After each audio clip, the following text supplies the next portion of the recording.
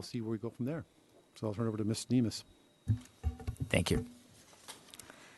Good afternoon, Chair Hart, committee members. I am Julie Nemes, and I'm here today to provide some background on the issue of socially responsible investing, as well as what Mr. Samario mentioned, provide some options for including socially responsible investing criteria in the annual investment policy, as well as our banking services request for proposal that will be going out in the next couple months. There are a couple different areas I'll be going over today. First, just providing some general background on the issue and why we're here today. After that, I'll be moving on to the annual investment policy. I'm going to provide some sample policies at other municipalities, what we're seeing other cities doing, and then provide some options for including criteria in our investment policy, as well as what to do with our current investments that potentially have social investment issues or concerns. Next, I'll move on to the banking services request for proposal. We are planning to distribute that in the next couple months.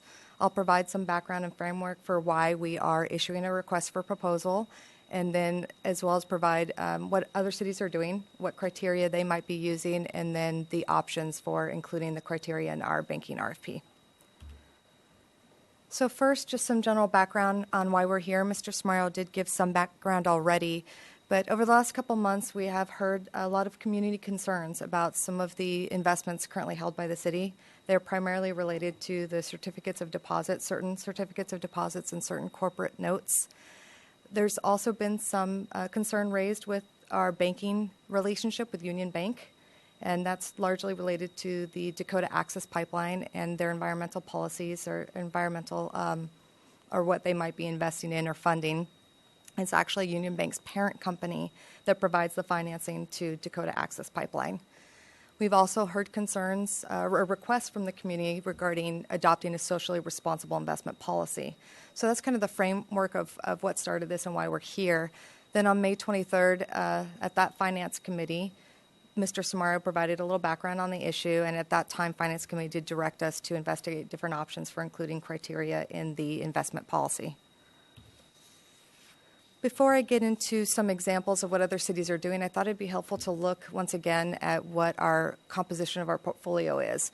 Right now, we have about 46% in agencies, but you'll see we have about 4% in certificates of deposit and 5% in corporates. Dollar-wise, that amounts to about $7 million in CDs and $10 million in corporates. Our annual investment policy allows us to invest up to 30% of our portfolio in corporates and 15% in CDs. I did want to mention that in the past, when yields were higher and there was a bigger disparity between different types of investments, we did invest in more corporates.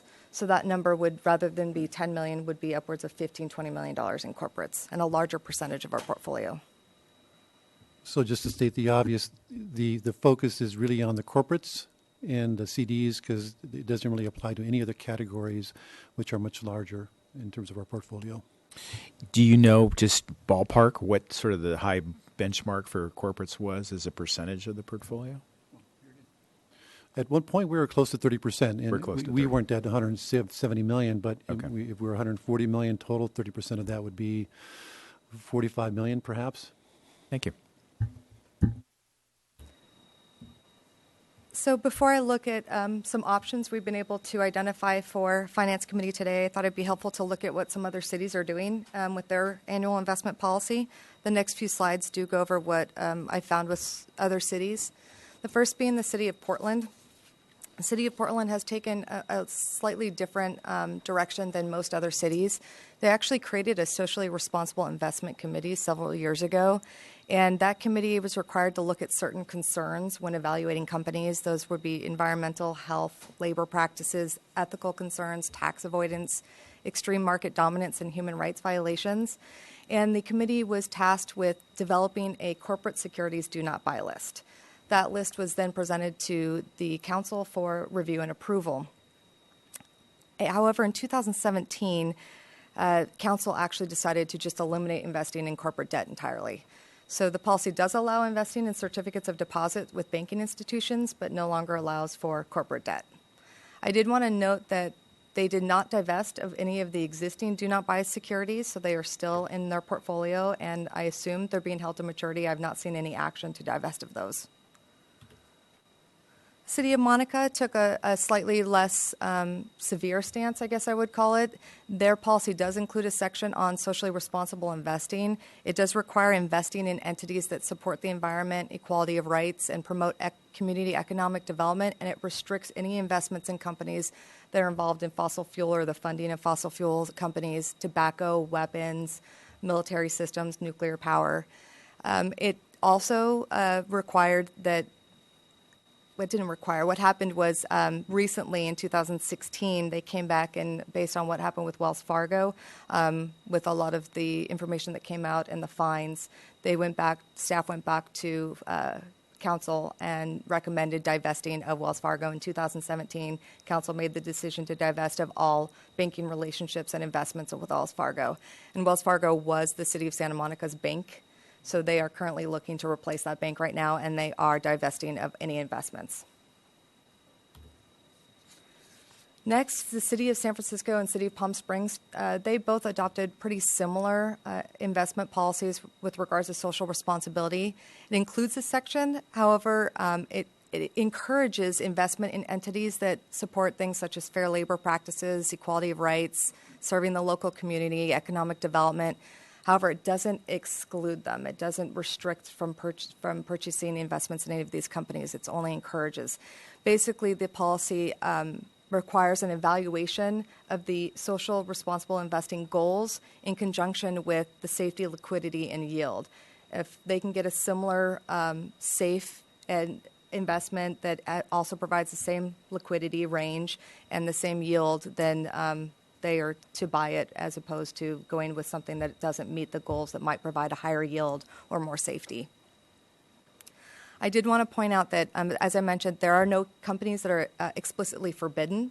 They're evaluated at the time of purchase, and they mention a couple different ways of evaluating at the time of purchase, their own research using third-party sites and also contacting the companies directly, but they all do it at the time of purchase. So based on what we saw other cities doing and some of my research, we really were able to identify 4 options for including socially responsible investing criteria in the annual investment policy. The first one, taking a stand similar to Portland and prohibiting all corporates as well as certificates of deposit. That's what we've been focusing on. And this will have some financial impacts, so I thought it was important to also discuss what the impacts of any of these options would be. This will negatively impact our yields and our interest earnings. Corporates and certificates of deposit generally have a higher yield as they have a slightly higher risk than federal agency securities. Federal agency securities or treasuries are considered extremely low risk. They're either backed by the federal government or they're guaranteed or they're a federal agency company. So they're considered very low risk, so they don't provide as high of a yield as, say, a corporate does or a CD does. So we'll see an impact if we do decide to go with that option. Yes, that's Mr. Samara had a good point that our annual investment policy does require a minimum rating. So these are corporates that have a minimum rating of an A rating. So these are highly high value corporates. They're not high quality. Thank you. So they still have. They're still considered low risk. I think that's important to say.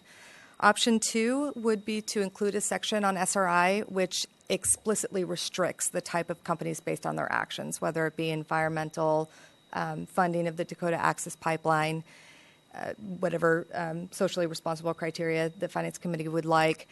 This also may negatively impact yields and interest earnings, not to the same extent as option 1, but it might it might cause us to not be able to purchase certain investments that have higher yields. Also, if we research at the time of purchase, it could result in some delays, and we could lose the purchase. Sometimes decisions are made very quickly, 15, 30 minutes. Some of these ones that have higher yield go very quickly. So if we do have to take the time to research them, we could lose the purchase. Option 3, it's very similar to what San Francisco and Palm Springs has included in their investment policy. This is to include the section on SRI, which encourages investment but doesn't explicitly restrict investment in companies that meet the certain criteria, the socially responsible criteria. I did want to point out that also, similar to option 2, that if we research at the time of purchase, it could result in a loss of purchase. What I'm seeing right now, and I've spent a lot of time looking into this, is that there are some third-party sites that are starting to offer research capabilities and rating, but they're not complete. A lot of them are beta testing. There are some objectivity concerns. We don't have a lot of information about who is managing the site. There are fees related to them. A lot of the sites also are only if the companies request a rating. So they have a limited number of companies. They won't have all of the companies we're looking to invest in. Some of the ones I looked at are Global Impact Investing Rating System and Investors Responsibility Research Center. The second one was actually noted by San Francisco in their investment policy as one that they did use. It provides a lot of research material, but not a rating. So I just thought it's important to note that I think that the technology is coming and that we will see more going this direction, but at the time there is no one comprehensive rating site. I also wanted to point out for option 3, this may be a little bit more reactive. As more information develops, we would then come to Finance Committee and recommend divestment. An example of that being Wells Fargo. As more information comes out and we were found out about their business practices and their fines, at that time we could potentially come to Finance Committee and ask to divest. And the last option is to not include an SRI in the policy, keep it status quo. This would have no impact on our ability to purchase, no impact on yield, and no impact on interest earnings, but would not include any social responsibility criteria. There are a few considerations I just wanted to note before any decision was made, is that if we do include SRI in our policy, I would recommend that we define the socially irresponsible behavior very clearly, whether it be fossil fuel investment or Dakota Access Pipeline investment, tobacco companies, unethical business practices. If we go a little bit more general and just note environmental or labor concerns, it's a little bit harder to research, but it would still enable us to do some research. But if we're more definitive about what we're excluding, it would be easier at the time of purchase. So, I'm going to go back one second. Based on all of our research and analysis, we're not making a strong recommendation, but if we had the option, we would recommend option 3. I'm going to go back and just show it to you one more time.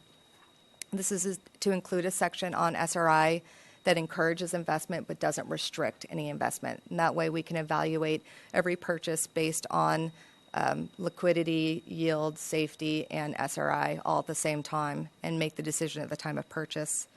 And we would do most likely our own research, use as many third-party sites as we can, but we need to vet those third-party sites, make sure that they are free of any kind of bias, and do our best at the time. It may result in more situations where we would have to come back and recommend divestment if more information were to come to light at a later date. So before we discuss the options or make any or look to Finance Committee to make any kind of recommendation, I thought it was important to just look at what do we have in CDs and corporates. It's a little bit small. I'm sorry about that, but had to fit them all in there. We have about $7 million in CDs and $10 million in corporates, and this is as of June 30, 2017. You'll notice that we have one large $4 million CD at the very bottom of the list with Union Bank, but primarily we invest in CDs of $250,000. That's because that's the FDIC limit. That's what we're insured for. If anything were to happen with that bank, we would get our money back. So basically, it's risk-free investing. And on corporates, we have $10 million. We generally invest in $2 million increments. So I thought, make it a little easier to see, I'd pull out the 3 that have actually come up several times in the last couple of months over some concerns regarding fossil fuel investment, ethical business practices. So that's a Goldman Sachs $250,000 CD, the $4 million Union Bank CD, and the $2 million Wells Fargo note. I did want to point out that the Union Bank $4 million CD actually matures in 2 weeks, so I think that's a bit of a moot point. We're looking actually at this time right now of closing that. So that will be gone as of September. So it leaves us with Goldman Sachs at $250,000 and Wells Fargo of $2 million. So those are the two that we would ask Finance Committee to make any kind of decisions on. A little more information on those two securities. So what could we do with them? Option 1, divest. We could actually sell both of them. We would have a net loss on sale of the two. The Goldman Sachs actually is right now at a gain, whereas the Wells Fargo is actually at a loss. But net, depending on the market is still changing day to day. We would have a loss probably about $10,000 to $15,000 combined. Then we could reinvest into 2-year security to have meet the same maturity ladder, have the same liquid funds at the same time of the original investment. And the current treasury rate's about 1.33%. So we would receive less in interest earnings if we reinvested at this time. The option 2 is to hold the maturity. There's about 2 years remaining on both. One has slightly more than 2 years, one has slightly less than 2 years.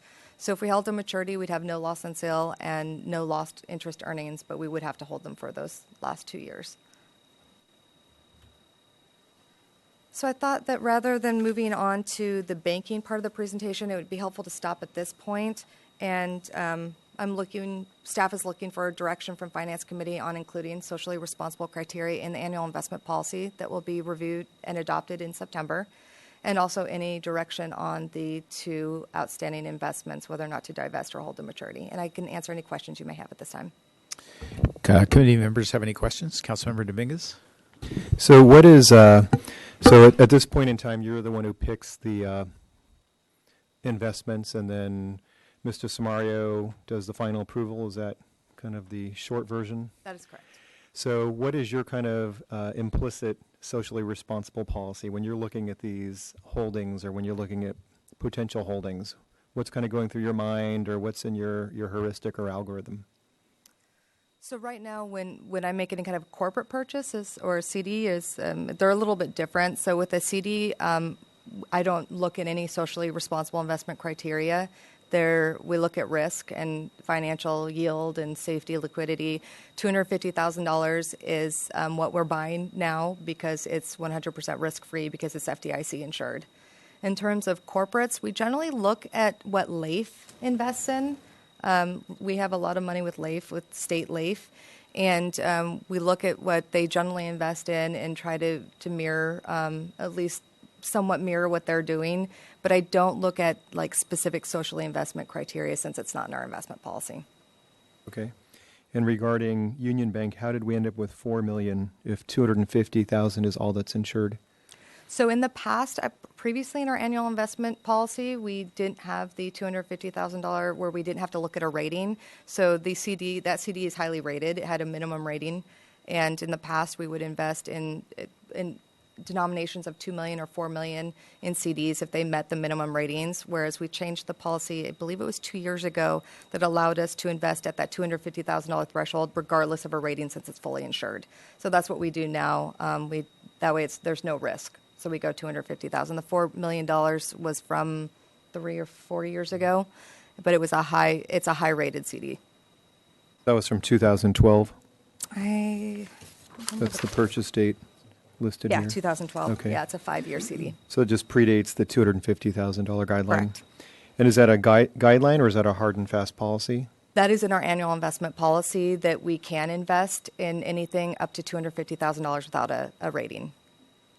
So how hard is it to find potential investments? Are there hundreds out there and you're picking kind of based on how well they're known and their ratings, or are there just 10 and you've got to just eliminate a couple possibilities because it's competitive and other cities are going to grab them up? Or Really depends on the week, but it's definitely not hundreds because we do have very specific ratings.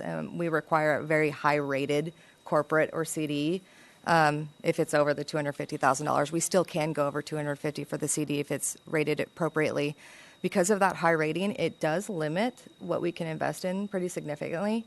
So I'd say on a week, on average, maybe there's 10 to 20 that meet that criteria that would be in the yields that we'd be interested in, the time range we're interested in the yields. Some of them are longer than 5 years. We don't invest longer than 5 years.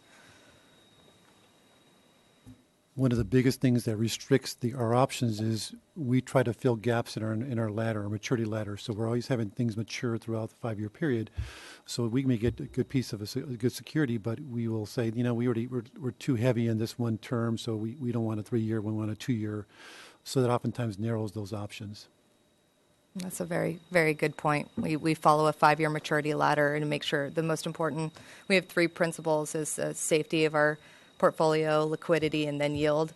So we look to make sure that we have the cash we need to meet operations before we look to yield. And they're staggered also to provide a little more predictability and stability. So you have them staggered over 5 years so they don't all come due in 1 year, in which case you'd have to jump back into the market Exactly. in potentially unfavorable circumstances. Exactly. So once you do identify a potential investment, how competitive is it, or what's the percentage chance that you'll actually be able to secure that investment? It really depends on the market at the time, what rates are doing, and what the investment is. If it's a quality investment, we can lose it within a half an hour if we don't act quickly. Sometimes they're available all day. It just depends on what the market's doing. Since we don't chase the market, we just invest when we need to, when we invest available cash to meet our cash needs. There are times when the market is not, the yields are not as high and it's not as hard to get an investment, so we might be able to wait a couple hours. But it's been quite often we have actually lost out on investments by not reacting within a half an hour or 45 minutes. And although we don't chase yields, but if there's an offering that's got a bigger spread or a bigger yield, then it's going to go quickly. And sometimes there's limited offerings, or they don't offer that much. There's just a small scale offering, and so people jump on it quickly, and then we're going to lose out. Councilmember White, do you have a question? Thank you, Mr. Chair. Yeah, about the Union Bank CD, is that related in any way to the fact that we used Union Bank as our bank? I wasn't here at the time, but I believe it was part of the. It was during the transition. We talked to them, and they recognized that we had a CD with another institution, and they said, "Would you be willing to invest in ours?" And we said, "What kind of rates would you offer?" And they offered very competitive. We would never get anything close to that now, or even back then. It was a kind of an introductory offer, so it was for us. We just said, "Well, we'll capitalize on that and put $4 million into that versus $2 million." It was because of the yield and because of a new relationship we had with them. Thank you, Mr. Chair.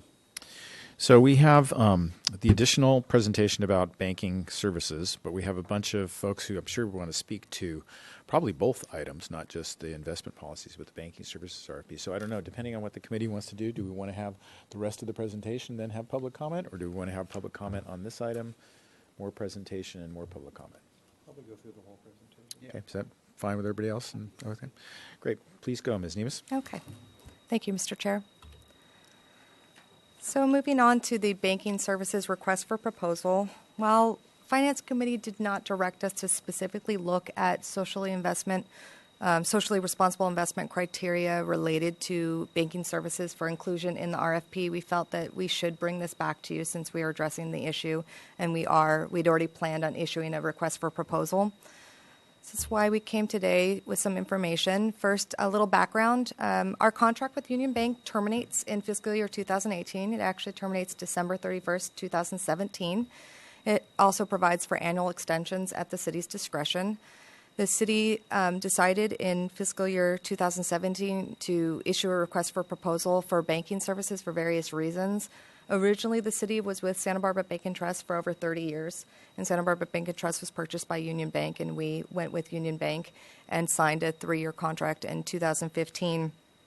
However, there was a substantial increase in banking fees at the time, and so we are looking to issue a request for proposal to evaluate other banking fees and see what other options are out there. When we originally planned on issuing the RFP, some of the community concerns had come to light regarding social responsibility with regards to investing, so we felt it was best to postpone issuance of the RFP and obtain direction from Finance Committee regarding any inclusion of criteria in our RFP. A little more framework on the banking services RFP. I did want to mention there are some difficulties with including socially responsible criteria in a banking services RFP. The city of Santa Barbara has very complex services. There are a lot of departments, a lot of services. It's not a simple organization. Some examples of our scope of services are lockbox for tens of thousands of customers, custodial services for a portfolio exceeding $150 million. We have online banking reporting requirements that enables us to automate systems, also to do required reporting and sending of transactions through wires and ACH, EFT. We have collateralization requirements. We also need the ability to interface with our existing financial system, which is Tyler Munis. This allows for many automated processes. An example of that is downloading checks that have cleared. They'll automatically clear in our system as opposed to manually going through every check issued by the city and clearing it out of our system. Also, another example is payroll direct deposit for all of our employees. So those are just some of the services. It can go on. We have dozens of them. So I wanted to point out that it is a very complex issue. Also, many regional banks are just not able to meet all of these scopes of services. I'm aware of some regional banks that don't have lockbox services. We'd have to use a third-party vendor to do lockbox operations. They also might have some issues getting the proper collateralization. They also have, I know of some regional banks that have limited online banking options. They do things more manual still. So those were just a few things I wanted to bring to your attention. The other issue is that sometimes it can be difficult to evaluate social responsibility of large national banks, and that's due to their parent companies or subsidiaries. An example of this is with our current bank, Union Bank. It is their parent company that actually is financing the Dakota Access Pipeline. So there are often many different relationships you'd have to look at to see what all of those parents and parent companies and subsidiaries are doing if you were to exclude, for example, any funding of the Dakota Access Pipeline. So this, if we were to exclude any banks that finance the Dakota Access Pipeline, it would actually eliminate 7 of the largest banks in the city from our proposal. It would primarily limit submissions to local or regional banks. So I just wanted to make you aware that that would significantly limit our submissions. I also wanted to point out that banking relationships and information changes over time. As I mentioned, Santa Barbara Bank and Trust was originally our bank, and it was purchased by Union Bank, which changed who the parent company was and what they were investing in. Also, Wells Fargo, what was determined to be unethical business practices, that was just recently discovered last year, and we were not aware of that information at the time of making investments with them. So information can change, and why that's especially important is that it is a very long process to change banks. It's about 12 to 18 months. It takes the input from all departments. Information technology and finance are heavily involved in testing and review of transactions, reports, making sure interfaces work properly. One example is a remittance stub for a utility bill payment has to go through IT for programming. It has to go through finance for review and testing, and actually has to go to our third-party vendor who does the printing of the remittances to make sure it meets their qualifications, and we often have to require programming on their end to meet the banking needs. So that's just one example of it's not a simple transition to a new bank. So now that we've covered a little bit of some of the issues with including socially responsible criteria in an RFP, I wanted to look at what are some other cities doing that have recently issued RFPs. I was unable to locate an RFP that actually included specific criteria excluding or evaluating banks that provide financing for certain types of companies. So in other words, I could not find an RFP that excluded banks that provided financing for the Dakota Access Pipeline or fossil fuels or weapons or anything to that extent. What I was seeing mostly was related to community economic development. So South San Francisco, Palo Alto, Claremont, Berkeley, Santa Monica, those are just some of the cities I did see include a section on social responsibility investing, but it was entirely related to the Community Reinvestment Act.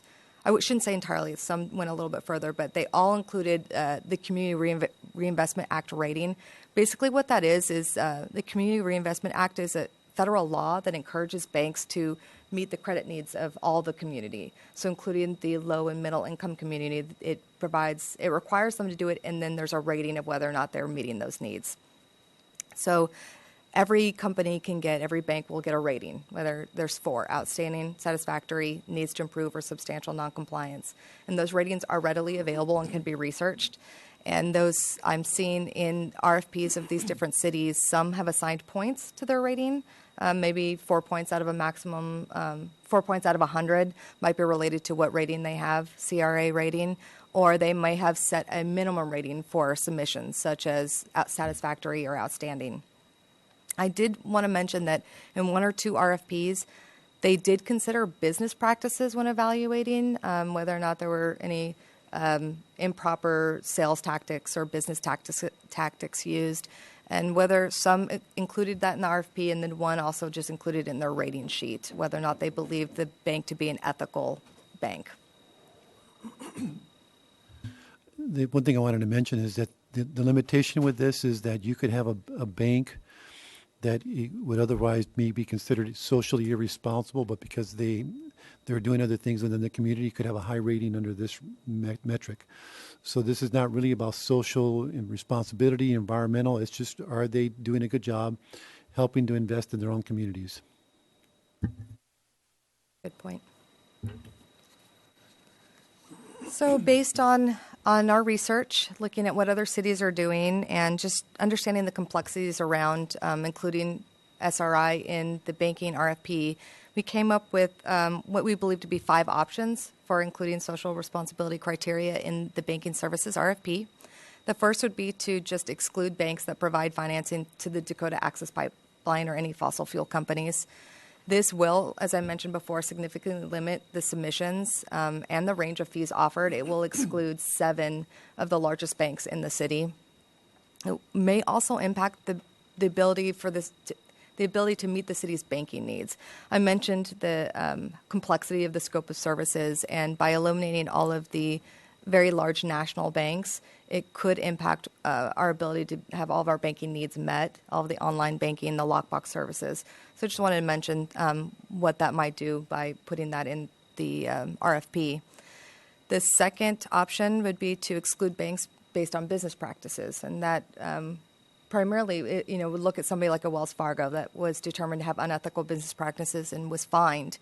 And this at times can be difficult to evaluate. It's often discovered at a later date, like it did with Wells Fargo, but we could at this time do it and exclude anybody that at this time we know has been fined or has what was termed unethical business practices.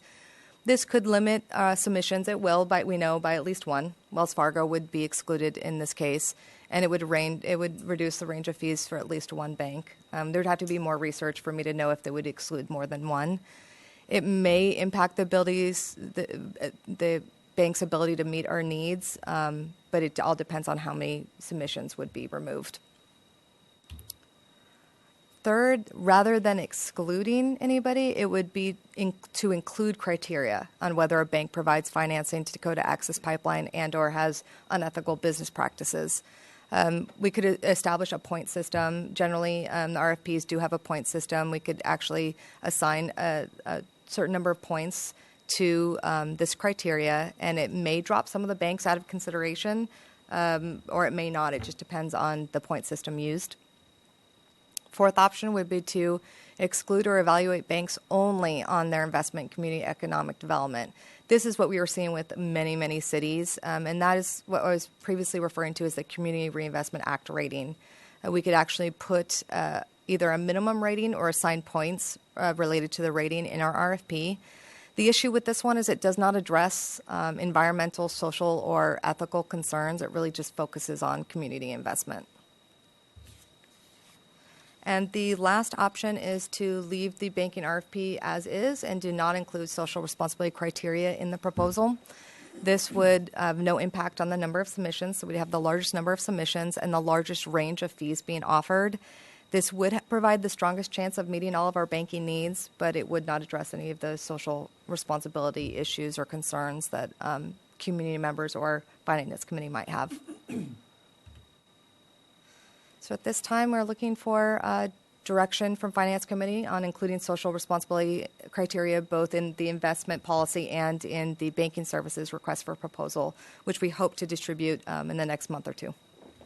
And I can answer any questions. Thank you for that comprehensive staff report. Questions from committee? Councilmember Dominguez? Regarding option 1, excluding banks that provide financing, did you find any cities that have done this? I did not, no. The only RFPs I found were the ones that included the CRA rating and looked at some evaluation of ethical business practices, but nothing regarding Dakota Access Pipeline or fossil fuels. And that's looking at cities like Berkeley or Austin who might be a little more progressive. I didn't see anything in Berkeley. And the one thing I wanted to note is this is anybody that's actually gone out for banking services. A lot of cities have maintained the same bank for a long time. So it was a little bit difficult to find cities that had recently issued an RFP. I don't recall if Berkeley had recently issued an RFP, but I probably reviewed about 8 RFPs that have been issued in the last 5 years. And I didn't see anybody that included financing for the Dakota Access Pipeline.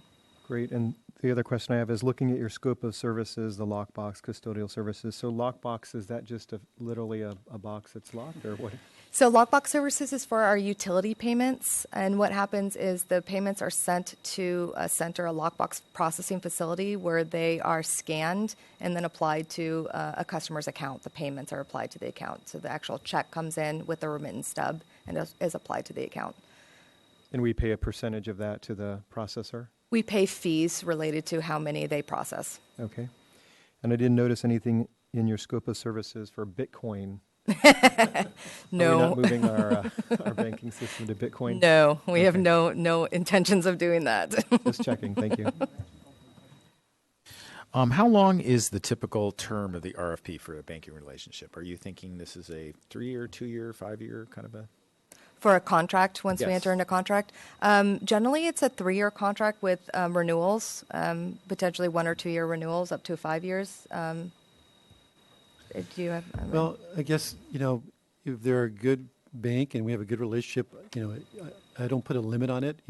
I could see us doing a 5-year contract with extensions beyond that. Santa Barbara Bank and Trust did a great job for us, great service and all that. We were happy with them, and we had them for many, many years. So I could see us having a banking relationship for 10 years easily if things are working well. Okay, thank you. Well, I think there's no more questions from the committee, so we'll have public comment now. And if you just want to come up to the microphone and just tell us your name and then let us know what you're thinking.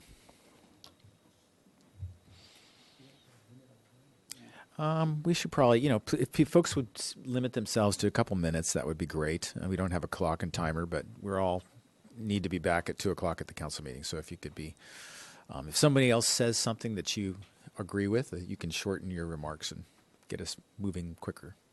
Thank you. Thank you, Councilor Shehar. Thank you so much. Councilman Dominguez, Andy White, thank you.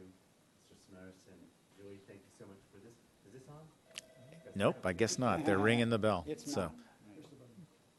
Is that better? Yeah, Oh, thank you. okay, much better. Thank you all for a wonderful comprehensive report. I really appreciate all that work.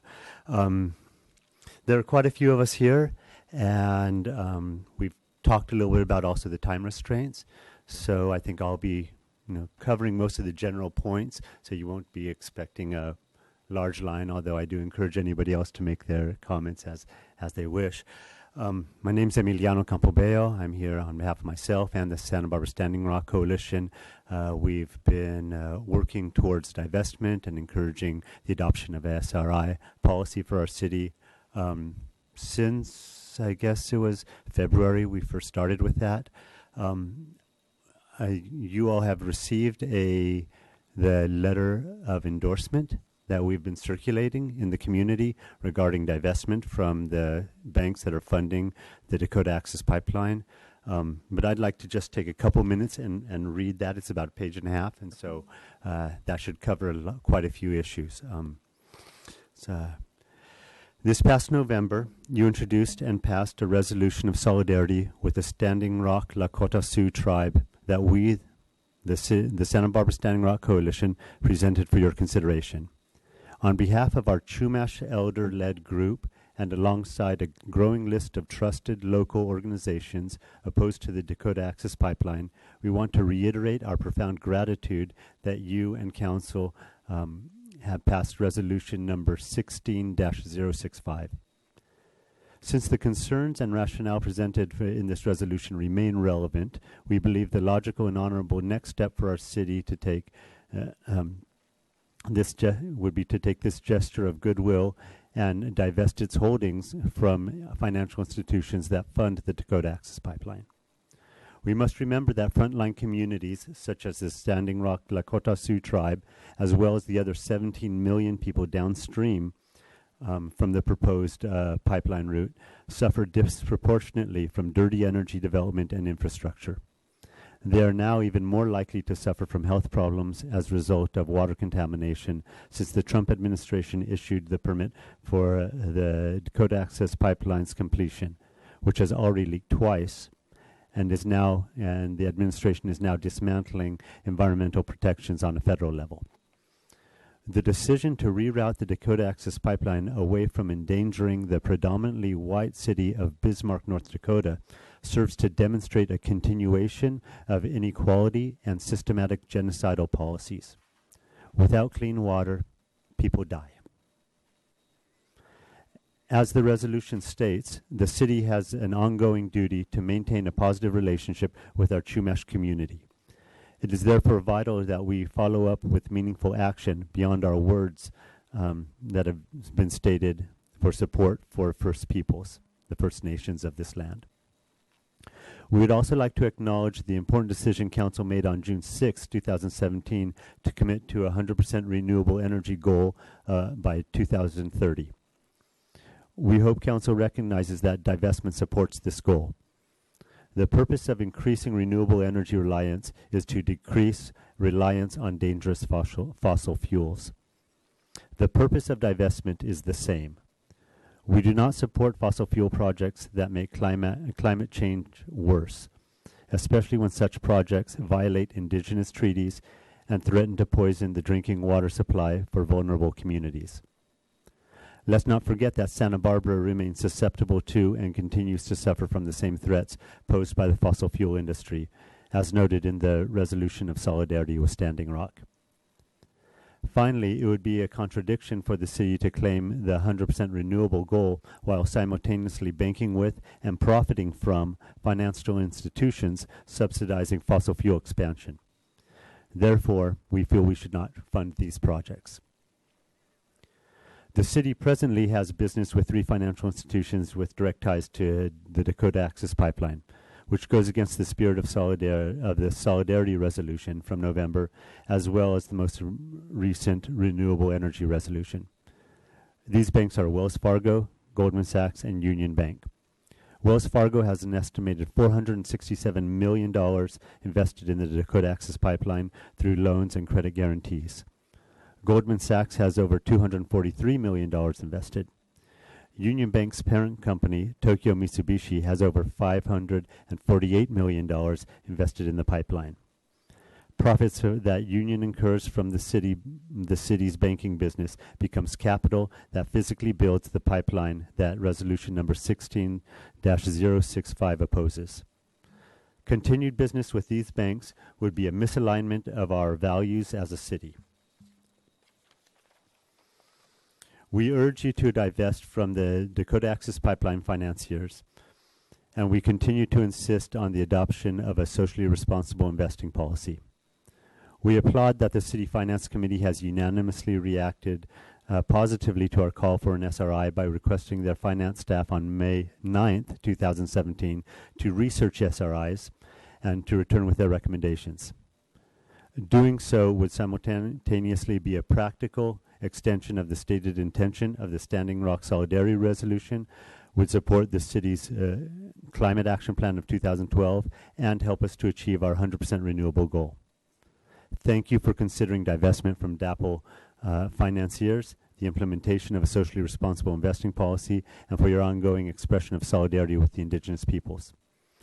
And this letter of endorsement has been signed and endorsed by the various community groups, including the Barbareño Band of Chumash Indians, the BBCI, Santa Barbara Standing Rock Coalition, Food and Water Watch, Sierra Club Santa Barbara Chapter, Black Lives Matter Santa Barbara, Clergy and Laity United for Economic Justice, Unitarian Universalist Society of Santa Barbara, the Climate Justice Project, Ethnic Studies Now Santa Barbara Coalition, Fossil Free UCSB, Indivisible UCSB, Our Revolution Santa Barbara City College, the Santa Barbara County Action Network, Santa Barbara Hustlers for Humanity, the Tribal Trust Foundation, Showing Up for Racial Justice, the Santa Barbara Group, and 350 Santa Barbara. Chumash elders and members who have endorsed this personally as individuals include Ernestine Ignacio de Soto, Chumash elder from the Barbareño Band of Chumash Indians, James Yee, the interim chairman of the Barbareño Band of Chumash Indians, Barbara Cota Lopez, Chumash elder and council member of the BBCI, Lorianne Velez, council member of the BBCI, Sharon Ebel, council member of the BBCI, Michael Cordero, Chumash elder from the Coastal Band, and Art Cisneros, Chumash elder and firekeeper. Now, that covered quite a bit, and there's something else that has really come to heart in the last couple of days that I just want to kind of address here. We're all aware with what's happened in Charlottesville and the direction of some in this nation thinking that certain kinds of behavior is acceptable, that certain people have more rights than others. And that is one of the core issues here. Now, as I mentioned, this pipeline was going to go above Bismarck, but the predominantly white community there said, oh, no, not can't endanger our waters. Okay, fine. Let's just run it down here. And it seems like, whenever we talk about racism, there are a lot of different aspects of it, but predominantly it seems to be seen as a black and white issue or brown, but for some reason the red color seems to be kind of invisible. It's been happening for a long time, and this in Charlottesville has woken people up and opened up compassion, and as a spiritual man, I see that that's one of the positive outcomes of suffering. Sometimes we have to look at suffering in the world and think, why does this happen? And if it can motivate us to make better decisions for the future, then, we're doing the best to make lemonade out of it. But I was just thinking about Charlottesville, and just imagine if there had been private security troops that came out with pepper spray, rubber bullets, attack dogs, imprisoning hundreds and hundreds of those peaceful protesters, putting them in dog kennels while they're just trying to protect their water. That would have been all over the news. But instead, CNN covered it for about a minute and a half. And you have to go to Democracy Now! Or someplace else to read about it. Since then, the federal courts have been releasing people, dismissing the charges, saying actually, yes, they were right. They were constitutionally right to protect their lands. They should have been consulted. These were violations of treaties. They were violations of environmental policies that were put in place to protect people. But somehow it doesn't get seen. I talk with people now. Standing Rock, isn't that over? No, it's not. And this is where I've had the fortune of being adopted by elders of the Chumash and the Lakota tribes. And I would love to be able to tell them about the work that we're doing here. I'm really grateful that the 3 members on the finance committee are also leaders for the environmental movement for our community. And I understand this is a really complicated issue, especially with the banking. But I feel like Santa Barbara is small enough that with work, we can work out some solutions that can kind of set the benchmark or set a direction for other communities and other cities. Because if other cities have billions invested and more complex structures, it's even harder. And that's how these banks have their grip on it. Bank of Tokyo Mitsubishi, mother company of Union Bank, the biggest bank in the world. In recent years, they've been fined over $500 million for funding countries that the United States government has sanctions against. So, the straight and narrow is a hard path to walk. But if an organization shows that they're willing to bend the rules, and we find that out, it always makes me wonder, what other rules are they bending that we won't find out about for another 10, 20 years? So what are we unwittingly funding? How many deaths are we actually paying for? Because those security companies that fired the rubber bullets and brought in the dogs on pregnant women and children, attack dogs, they weren't even licensed to be security in North Dakota. There's a big investigation about that. Tiger Swan has been infiltrating and spying on members of Food and Water Watch. These are ongoing investigations right now. And who paid for those security companies? Who was paying their paychecks? At the end of the day, I don't want it to be us. And just recently, there was something that was really beautifully said. This wonderful person said, "I'm very honored to be part of a city that stands for justice and peace, and for making sure that we speak out and show up wherever there's hatred and bigotry in our midst, and to call out those who refuse to do so." And that was said this weekend by our mayor, Helene Schneider, at the rally condemning the actions in Charlottesville. So I appreciate the beautiful nature of our leadership here, and thank you all for your work and your time.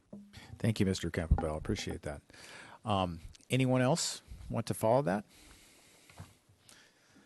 Sure, go right ahead. Come on up. In fact, if the next person in line wants to come up in the front, that will save some time as we're getting to the microphone. We will need some time to chew through this too, so please consider that as well. Thank you. Thank you for listening to the community, and thank you for your thorough research and divestment options and responsible investment. Your research attests to the immaturity of the field of responsible investment. As a resident of Santa Barbara, I'd like to see my city at the forefront of this move towards social and environmentally responsible investment. I urge you not to solely focus on the CRA ratings, that is the community reinvestment actions, but to also focus on the impact that our money, our investments have beyond Santa Barbara. I echo what Emiliana said about all the concrete effects of our money and our investments on communities elsewhere.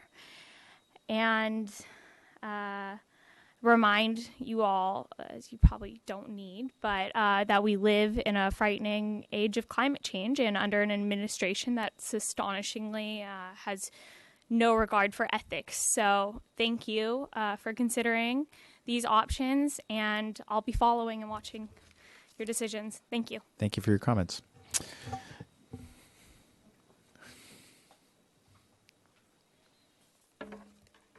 Hello, everyone. My name is Alex Lindblom. I just wanted to express my gratitude as a native Santa Barbaran who moved home to her birthplace a couple years ago from Northern California, that you're even considering socially responsible investing in banking. I hope and pray the Council recognizes the importance of this decision. The Union Bank CD maturing in 2 weeks and saying that it's no longer an issue, and yet that a continued, as you said, sir, a continued banking relationship might be considered, would continue. I mean, that it would continue is troublesome to me. Offering a high yield to potentially purchase the city's good faith and trust in perpetuity seems an obvious motive. So saying that there's a lockbox issue, I mean, we can move into the 21st century. I mean, we can move, we can take leaps and we can maybe make changes to ensure that any potential losses aren't such, extreme losses. So anyway, I just, seeing that there are difficulties with including socially responsible criteria in banking services RFP, I see that as being more of a whitewashed way, forgive me for saying that, but more of a whitewashed way of saying we are not ready to make these bold statements. So again, I thank you for your time and for your concern and for your efforts that you've been making to listen to the community. And so thank you. Thank you.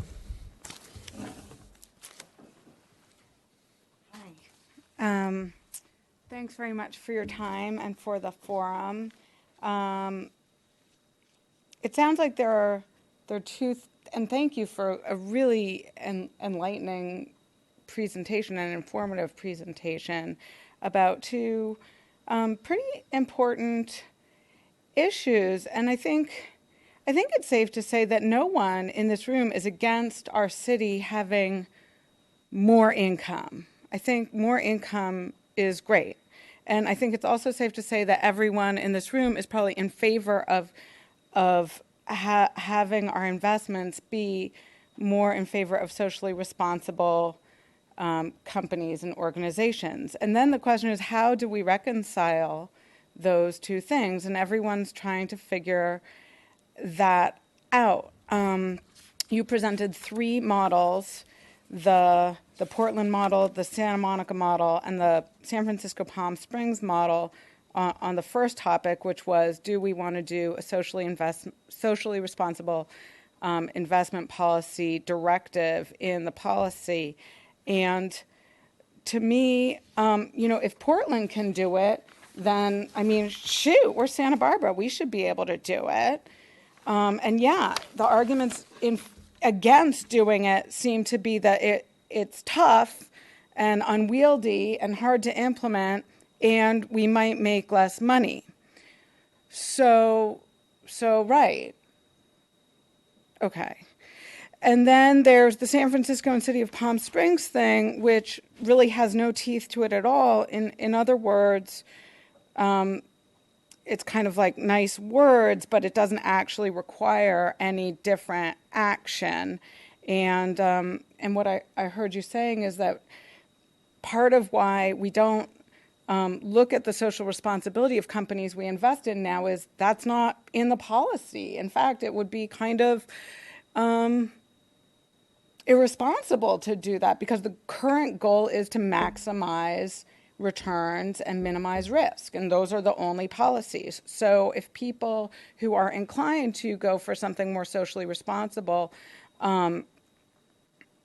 really aren't enabled to do that under the current policy, then maybe it warrants revising, if that makes any sense. And so I don't know what the right decision is, but that, to me, kind of is the bottom line. Are we willing to go to some trouble, not insignificant trouble, and possibly lose some return in favor of doing this? So that's the first thing. Then the banking thing is kind of the same thing. We might have more fees. We might have less choices about banks. We might need to help regional banks get up to speed to serve our needs, and it might take a long time.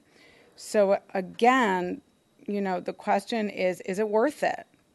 And that's very tough when it comes to financial matters, when worth is measured in dollars. Because what we're talking about is not dollars, is something else. And in a community like this, I think, there's a lot of people here who think that there is a value to the something else. And, the city spends money on things that I really care about. So having less of that money, I don't like that. But I personally don't like more the idea that we are, with our tax dollars, funding stuff that I don't want to fund. So thanks. Well, thank you for framing up the challenge well. How do we do this? So, Mr. Golding.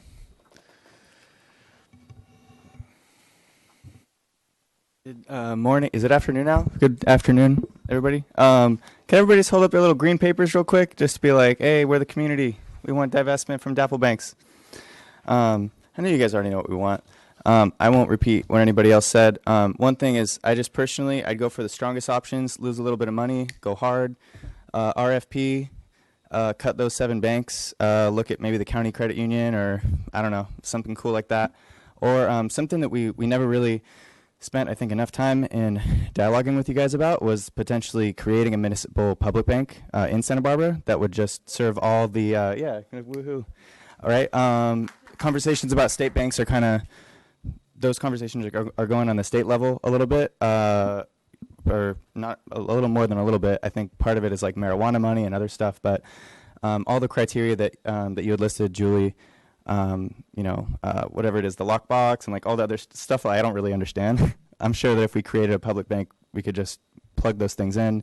I don't know how you get the capital for that, but that would be a really cool option. And so lose a little bit of money, look into public banking, screw those 7 banks, and do it for indigenous peoples. And I will definitely vote for any mayoral candidate or city council member running for the 2008 election who was willing to sacrifice a little bit of money for the greater good. That's just my thoughts. So thank you very much.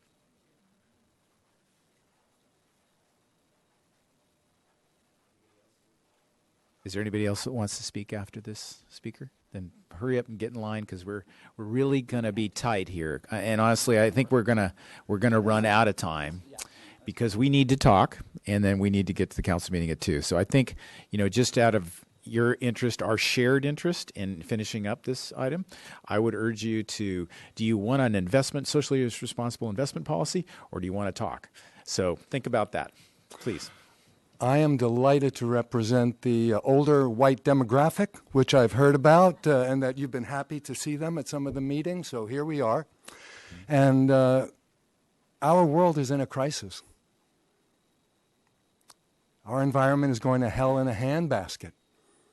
And you folks can have a palpable effect on that by leading, by not being squeamish, and by not missing the opportunity to go bold. Go bold. Thank you. Thank you. Hi. A lot of people have already eloquently made the ethical argument, which for me personally trumps the financial arguments, but I understand that they're important. But it was very vague here about exactly what the negative impacts were. There wasn't even a quantitative estimate, let alone an estimate of how that would actually impact the ability to function. So perhaps we could look at how it actually impacted Oregon's ability to fund their programs. I also think there's a, financial gain in the long term by having flexibility, maybe becoming like options 1 and 2 here, which are not mutually exclusive, says may impact ability to meet the city's banking needs, which were very clearly listed out in a couple slides later. But it takes 12 to 18 months, as you said, to change banks. So it seems like a good idea to assess the risk of a bank later turning out to have unethical business practices, and maybe that we could benefit from restructuring our banking needs to have more flexibility and be able to choose the banks that we trust the most. Thank you very much. Next speaker. Hi, I just wanted to reiterate what I think is the great importance of considering a socially responsible investment, which is non-traditional. But I feel that particularly looking at the events surrounding the Dakota Access Pipeline and protests, where the federal government and entities of our free market are failing to uphold basic human rights, I feel that it's a moral imperative for all individuals and communities to consider what we can do for other individuals and other communities. Thank you. Thank you very much. Next speaker. Hello. Hi.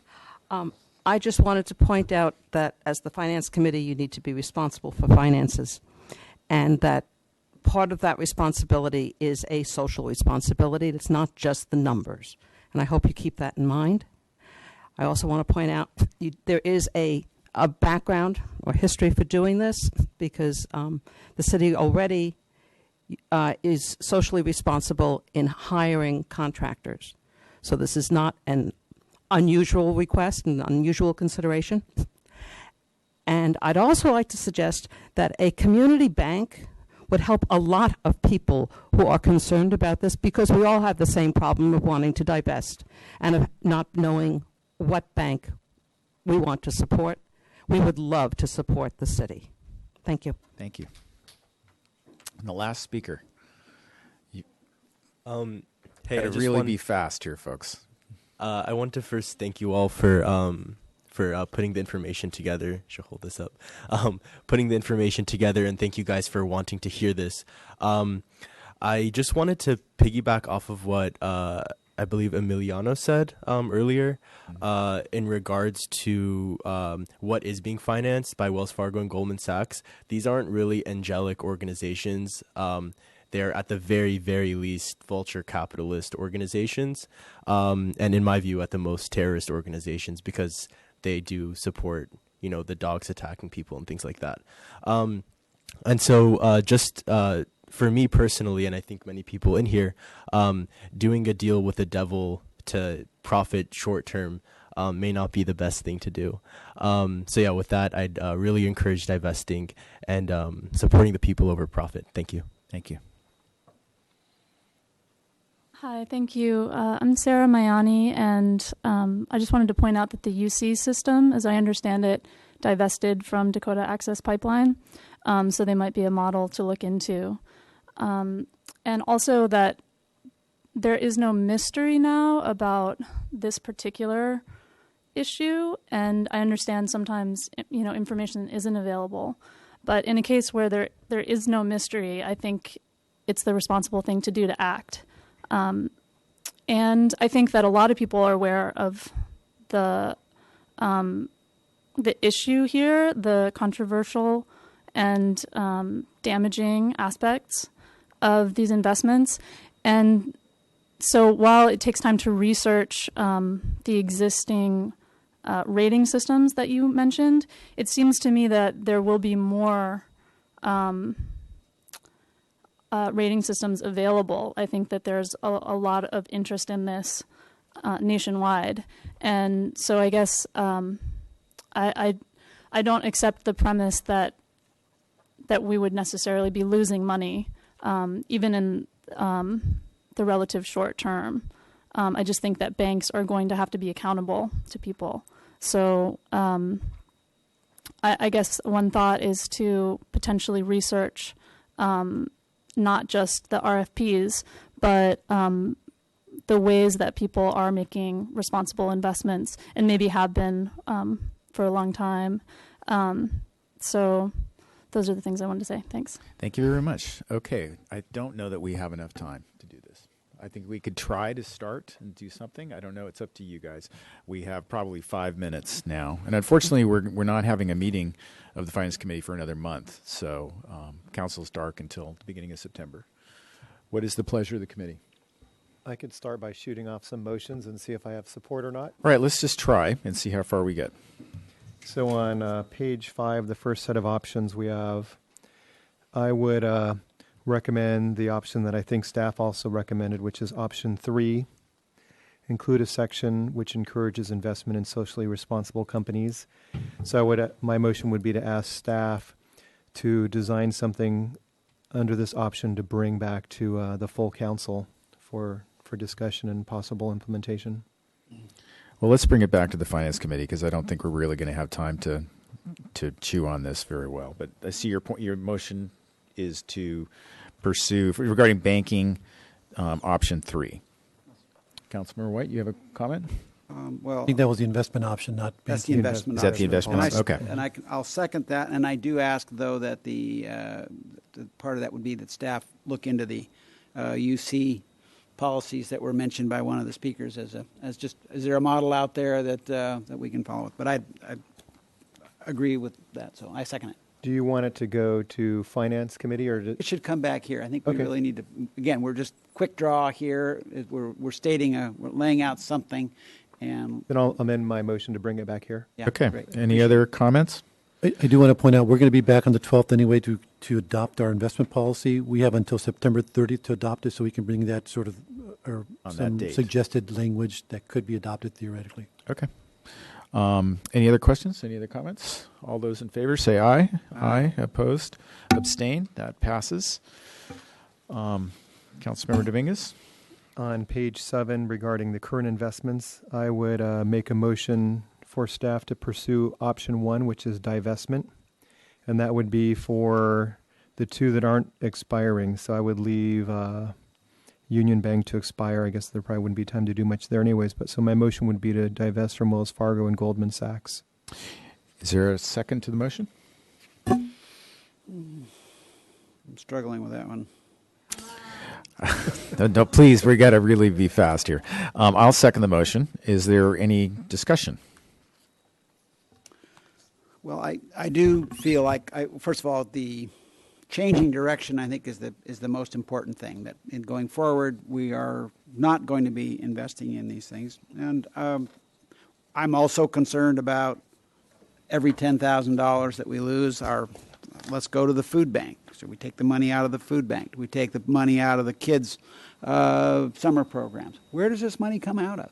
And so I want to change direction, and I want to do it without hurting any of the great programs that we have. Any other comments? Councilmember Dominguez? And I have the same concern. My proposal would be maybe the community would have a fundraiser, maybe a concert, and maybe they could raise funds to offset some of this money. So if it did end up having to come out of it, because we spend about $800,000 to $1 million every year giving it to local nonprofits. So that's kind of the discretionary money. So it would probably come out of there. So if the community wanted to have a fundraiser, that would be great. We're talking, I think, about $15,000 depending on when this gets executed. Tax mansions. Okay, all those in favor of the motion, say aye. Aye. Opposed? I'll abstain. Okay. And Councilmember Dominguez, you have a last motion to make? On the banking services RFP, I like item number 3. What page are you on? This is page 11, slide 22. Include criteria on whether a bank provides financing to Dakota Access Pipeline and business practices. Depending on point system, may drop many banks out of consideration. So I like the idea of a point system because ideally we can have several columns or several indexes that we examine, and we just grade banks along the whole thing. So instead of just looking at the bottom line, let's do a triple bottom line. Let's look at the impact on society, let's look at the impact on the environment, and then the impact on the numbers. So that would be my motion, would be to push forward with number 3. So this is a scoring system. Correct. Okay, that works for me. Second. Motion's been made and seconded. I'd like to speak to that, if I may. Yes, Mr. Chair. Councilmember White. And that is that as we do this work, I appreciate that first of all, we have, as you say, rating systems that are coming into play. They're not fully vetted yet, but as we continue this work, they will get stronger. And on the banks, we're finding ourselves a little bit cornered, but let's at least start with what's the worst and what's the least worst, and that's what a scoring system can come up with. We are very limited in what we can use in the way of a bank. It's a wonderful idea to go with a community bank or these other ideas, but we have obligations we are the protectors of the city's fisc, and that definitely our banker is a key player in that. So we have to be very careful on that front, but I like the scoring as a way to at least put some pressure. It will put some pressure on our banking institutions. Councilmember Dominguez? And ultimately, the real issue is just the corporate system in America. It's set up with a single bottom line on how much money they can make. The CEO is duty-bound by law to return the highest possible quarterly profit, so they're on a 3-month cycle. So they really have a hard time meeting the social and environmental bottom line, even if they wanted to.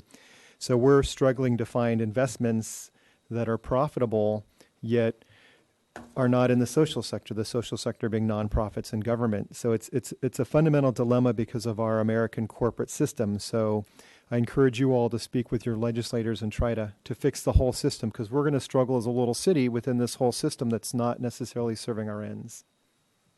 And regarding the scoring, I hope you all stay involved and help out with the scoring, both in helping us shape the criteria we want to look at for the banks we're looking at, and also providing the data to fill that scorecard out once we've established the criteria, because it's an immense task. There's corporate shells and trusts, so we're going to require a lot of assistance. I hope you're all up to the task. Mr. Samara, do you have anything that you wanted to add to this conversation, or at this point, or No, I think we'll be coming back and yeah, you'll we're have an fine with those opportunity. recommendations, and we'll come back with some ideas. Great, thank you. All those in favor of the motion, say Aye. aye. Aye. Opposed and abstain. The matter carries, and we are adjourned. Thank you for coming today. Thank you.